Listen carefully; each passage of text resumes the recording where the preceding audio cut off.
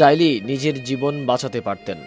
যেখানে বিমানে আগুন লাগে তার নিচেই ছিল পুরো একটি গ্রাম, আর সেই গ্রামের মানুষকে রক্ষা করার কথা ভেবে ফাঁকা জায়গা খুঁজতে গিয়ে বাধে বিপত্তি। অনেক দেরি হয়ে যায় ততক্ষণে। অবশেষে সবাইকে বাঁচিয়ে নিজেদের জীবন বাঁচাতে নদীতে ঝাঁপ দিলেও শেষ রক্ষা হলো না। এটি তাজা প্রাণ ঝরে যায়। মৃত্যুর কোলে ঢলে পড়েন squadron leader Wasim Jawaid. Wing commander Mohammad Sohan Hasan Khan বেঁচে আছেন ঠিকই, কিন্তু দুর্বিষহ এই স্মৃতি স্তব্ধ করে দিয়েছে তাকে। এদিকে দীর্ঘ 11 ঘন্টা পর চট্টগ্রামের কর্ণফুলী নদীর তলদেশ থেকে বাংলাদেশের বিমান বাহিনীর বিধ্বস্ত বিমানটি উদ্ধার করেছে নৌবাহিনীর উদ্ধারকারী জাহাজ বলবান। বৃহস্পতিবার রাত 10টার দিকে বিধ্বস্ত বিমানটি উদ্ধার করা হয়। এর আগে সন্ধ্যায় নদীর তলদেশে বিমানটি শনাক্ত করে নৌবাহিনীর ডুবুরি দল।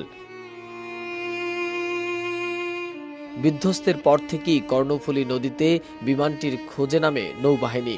অত্যাধুনিক প্রযুক্তি আর ম্যানুয়াল, এই দুই পদ্ধতির ব্যবহার করেই খোঁজা হয় বিমানটিকে। বিমানটি পরিদর্শন করেছেন ঊর্ধ্বতন কর্মকর্তারা। বর্তমানে বিমানটি বিমান বাহিনীর কাছে হস্তান্তর করার প্রক্রিয়া চলছে। বঙ্গোপসাগর আর কর্ণফুলী নদীর মোহনা হওয়ায় নদীর তলদেশ খুব গভীর। এজন্য এটি খুঁজে পেতে বেশ বেগ পেতে হয়েছে নৌবাহিনীকে। বিমানটি দ্রুত শনাক্ত করতে না পারলে এ পথে জাহাজ চলাচলে বিঘ্ন করতে পারত। এছাড়াও এ পথেই দেশি বিদেশি বহু জাহাজ চট্টগ্রাম বন্দরে ফেরে।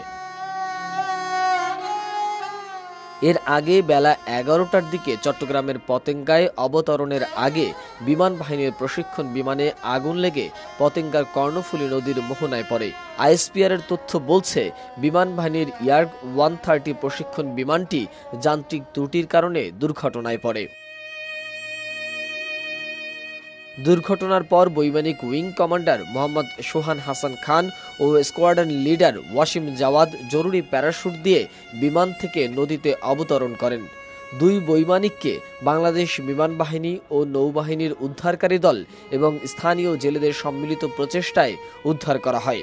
বৈমানিকদের মধ্যে স্কোয়াড্রন লিডার মোহাম্মদ ওয়াসিম জাওয়াদের অবস্থা আশঙ্কাজনক হওয়ায় তাকে দ্রুত চিকিৎসার জন্য বিএনএস পতেঙ্গা নিলে চিকিৎসক তাকে মৃত ঘোষণা করেন।